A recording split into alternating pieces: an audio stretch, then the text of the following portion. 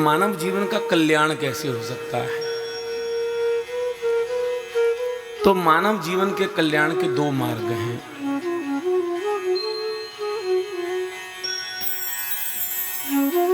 दो प्रकार की भक्ति है। पहली है सकाम भक्ति और दूसरी है निष्काम भक्ति।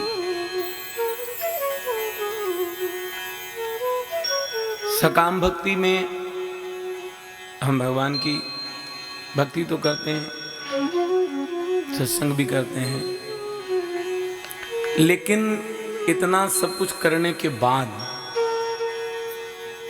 हमें संसार में जो कुछ भी चाहिए, सांसारिक भौतिक सुख, हम वो भी प्रभु से मांगने लगते हैं। या हमारी कोई कामना होती है तो हम प्रभु के आगे अपनी कामना रख देते हैं कि प्रभु आप हमारी इस मनोकामना को पूरा करो। तो भगवान दोनों प्रकार की भक्ति से प्रसन्न होते हैं। ऐसा नहीं है कि सकाम भक्ति से भगवान प्रसन्न नहीं होते, लेकिन सकाम भक्त भगवान की भक्ति करके अपनी कामना रखता है और भगवान अपने भक्त की वो कामना पूरी कर देते हैं। और उसकी कामना पूरी करके भगवान कहते हैं अब तू भी मुक्त और मैं भी तेरे ऋण से मुक्त। लेकिन जो निष्काम भक्त है ना, वो भगवान से कभी कुछ मांगता ही नहीं।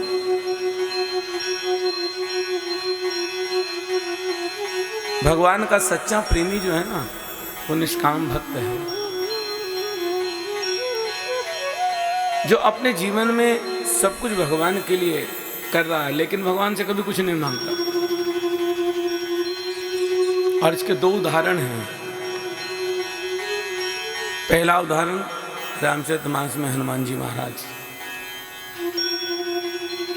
श्रीमद् भागवत महापुराण में ब्रज की गोपियां। हनुमान जी महाराज ने राम जी के सभी कार्य किए। हाँ, और सबसे विशेष बात यह है, हनुमान जी ने कहीं भी जब अपना परिचय दिया, हाँ, हम परिचय देते हैं तो अपना विजिटिंग कार्ड आगे, अपनी जो भी हमने हासिल किए हैं दिखाना शुरू कर देते। लेकिन हनुमान जी ने कहीं पर भी अपना नाम नहीं लिया। हनुमान जी ने कहा मैं राम जी का सेवक। और गोपियों ने भी कहीं भी अपना नाम नहीं किया। और वही निष्काम भक्ति जो है ना, वो परमात्मा को अपने बंधन में बांध लेती है, प्रेम के धागे में बांध लेती है। हनुमान जी ने राम जी को, और रामचरितमानस में सुंदरकांड में आप पढ़ते हैं, भगवान राम ने तो हनुमान को कहा कि प्रति उपकार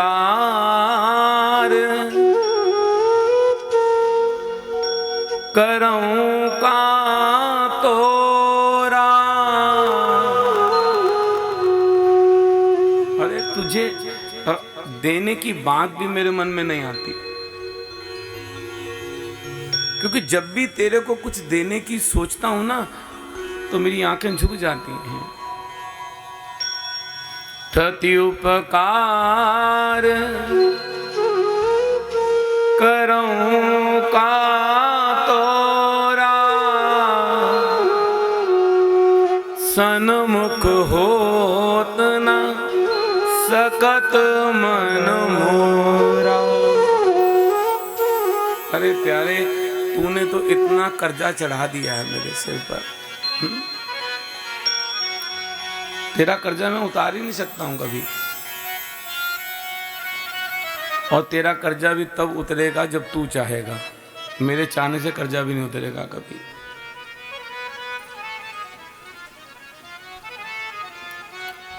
और यही भाव गोपियों का है।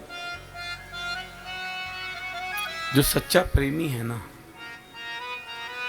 वो हमेशा अपने प्रेमास्पद को देने की इच्छा रखता है। कभी भी अपने प्रेमास्पद से कुछ मांगने की इच्छा नहीं रखता। और सबसे बड़ी विशेषता यह है कि चाहता है कि मैं अपना सर्वस्व दे दूं, लेकिन मेरे प्रेमास्पद को यह पता भी नहीं चलना चाहिए कि मैंने दिया है।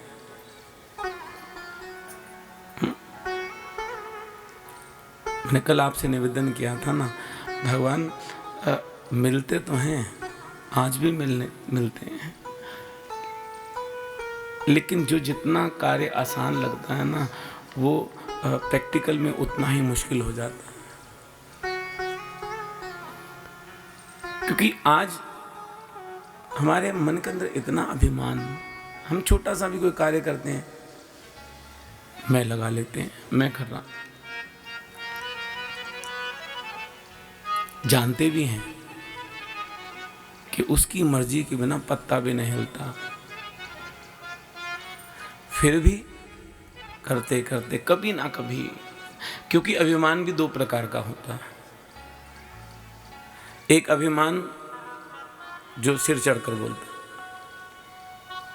और एक होता है सूक्ष्म अभिमान, वो हमारे हृदय के कोने में पड़ा रहता है। और जब भी हम हमारी से भगवान जी कोई अच्छा काम करा दें तो अंदर ही अंदर वो प्रफुल्लित होता रहता है, दिखाता नहीं है लेकिन अंदर अंदर रहता है। और उस समय जीव ये भूल जाता है, प्रभु बाहर तो जानते ही जानते हैं जो कुछ हो रहा है, हाँ अंदर की भी हमारे जानते हैं अंदर क्या चल रहा है हमारे। इसलिए सूत जी महाराज स्वयंकादशियों के लिए कहते हैं कि निष्काम भक्ति जो है ना, ये प्रभु को अपने बंधन में बांध लेती है। गोपियों ने भगवान को अपने प्रेम बंधन में बांध लिया। जिनके अपने घर में 9 लाख गायें थी, हाँ? दूध दही माखन की कोई कमी नहीं थी,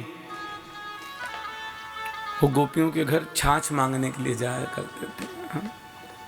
और गोपियां छाछ देने से पहले कहती थी नाच के दिखा।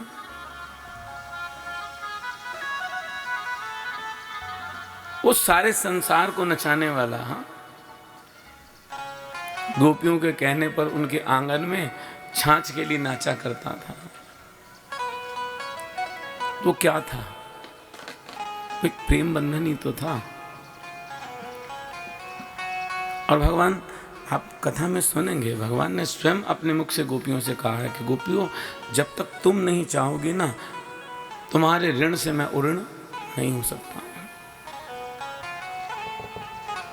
सूत जी महाराज कहते हैं कि निष्काम भक्ति जो है ना, आप सकाम भक्ति भी करो, आप ये मत सोचना कहीं आज कथा में सुन लिया है सकाम भक्ति नहीं करनी है, सकाम भक्ति भी करो, सकाम भक्ति से भी प्रसन्न होते हैं। लेकिन निष्काम भक्ति से भगवान अपने भक्तों के प्रेम बंधन में बन जाते हैं। फिर भक्त जैसा कहता है ना, वैसा भगवान करते हैं।